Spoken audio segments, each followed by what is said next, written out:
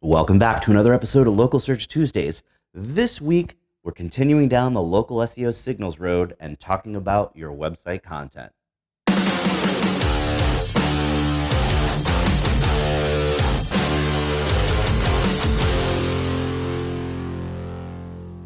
In last week's video, I talked about how Google uses different algorithms to return search results and how in the following weeks, I'd walk you through the most important signals that influence your visibility in searches.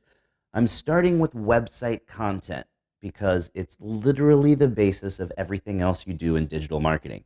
It's how you tell people what your business does. It's how you show you're relevant to Google, so Google will display you as a search result. And most importantly, it's how you let people know that you're awesome. You need to have awesome content on your site that explains what you do.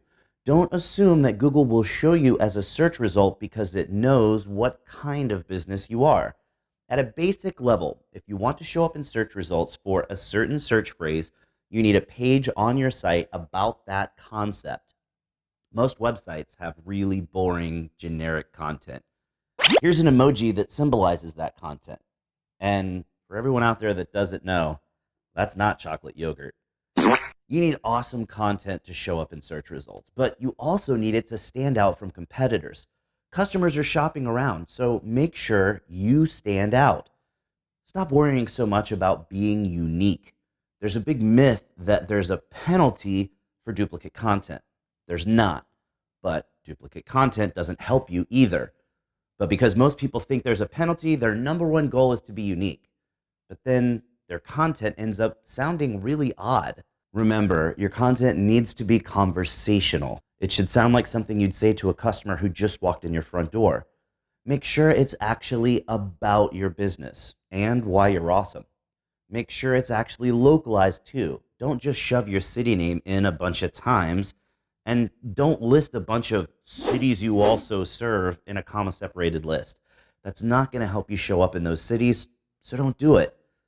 If there are 10 competitors in a market and 9 have incredibly generic content and don't really mention their city, but you have awesome, robust content that also clearly shows you're a part of the local community, you'll show up more often in searches.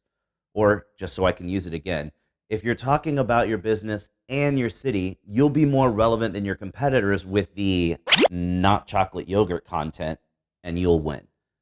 There's no magic number for word length, but typically, longer, well-written content will outrank shorter, generic content. Think about the question you're answering with that particular page and write the best possible answer. If that best answer is only 600 words, don't add 400 words of fluff just to hit the magic 1,000 word count. You've got to rock your blog too.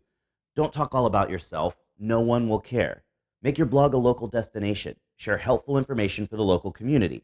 If your blog content is only about your business and what you sell, then your content is only relevant for someone ready to buy your stuff right now. And that's probably a pretty narrow focus on the potential local audience. If you're sharing helpful info about the general local area, you're throwing out a wider net and exposing your business to people who aren't ready to buy. But when they are ready to buy, they're more likely to buy from you since they'd already be familiar with you. It's almost like putting up a billboard on the highway. Plus, as you add more localized content, you build more local relevancy, which helps your site outpace competitors and helps you show up in more searches.